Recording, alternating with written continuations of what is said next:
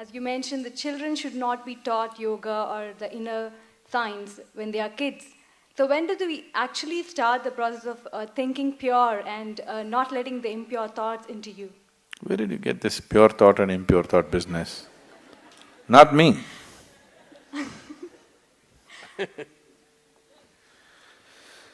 Thought, whatever kind of thought you have, whatever thought you generate on your mind is only coming from the data that has already been fed into you, isn't it so?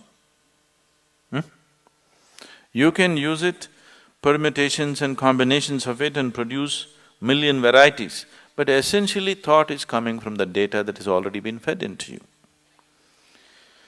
If you go about sifting in the mind, what is pure thought, what is impure thought, oh, you will go.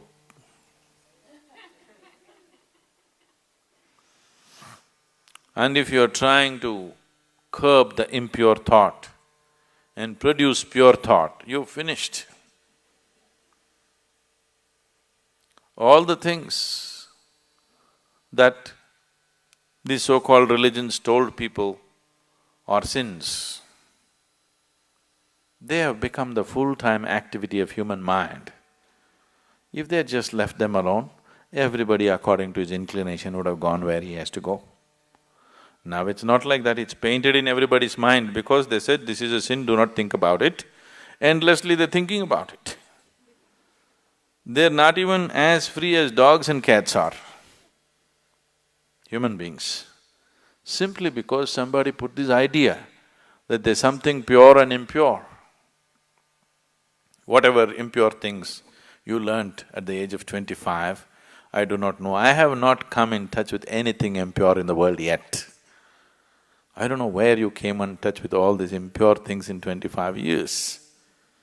I have not seen anything impure in this world, have you? Have you seen something impure?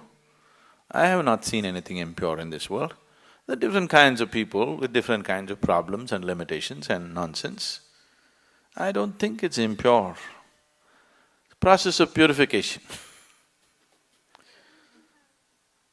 In different stages of purity, I see people.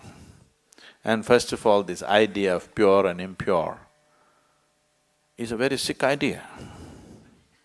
There's just life around you. There's only life around you. If you're labeling certain aspects of life as pure and certain aspects of life as impure, there is a serious problem. I want you to understand this problem is far more serious than most people really look at. It is that serious. Right now, many religions and cultures on the planet have labeled the fundamental biology itself as impure. Yes? Yes or no? The basic biological processes themselves as impure.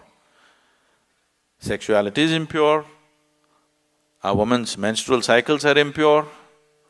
What the hell, you're born out of it, then you are also impure, everything in the world is impure, creation is impure. If you like that word, you can use it. But who are you to decide what is pure and impure? This is the way life is made, isn't it? It all depends on how you do what you do, isn't it? With how much awareness you approach it. The same things can become beautiful, the same things can become ugly, depending upon who is doing it and how he is doing it, isn't it so? Yes. Something as simple as eating. Eating can be a beautiful experience, not just for nourishment, even as an experience, it can be a beautiful experience. Somebody eats like this, you just look at that whack. Everything can be done like this, isn't it so? Who is doing it? How it is being done, that's what makes the difference. So this prejudice as to what is pure and impure has destroyed this humanity in such a bad way. Pure thoughts and impure thoughts, oh, if you sift through this, you're finished. All thoughts are just junk, okay? Essentially, they're coming from the limited experience of past.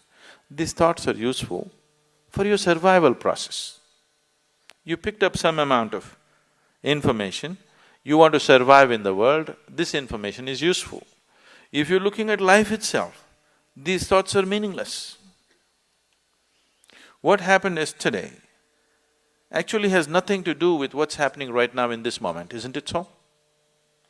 But in terms of your survival in the world, you need to remember a few things. You need to use your old knowledge to earn your living on the planet.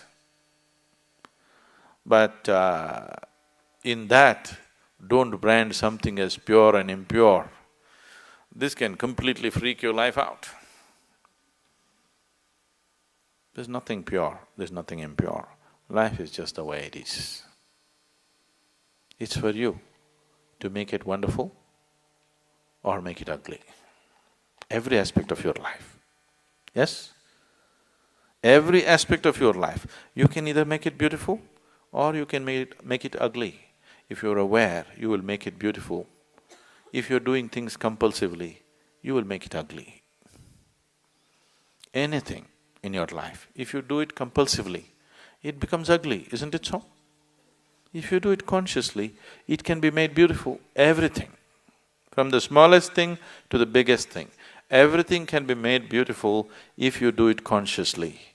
And everything can be turned to an ugly mess if you do it compulsively.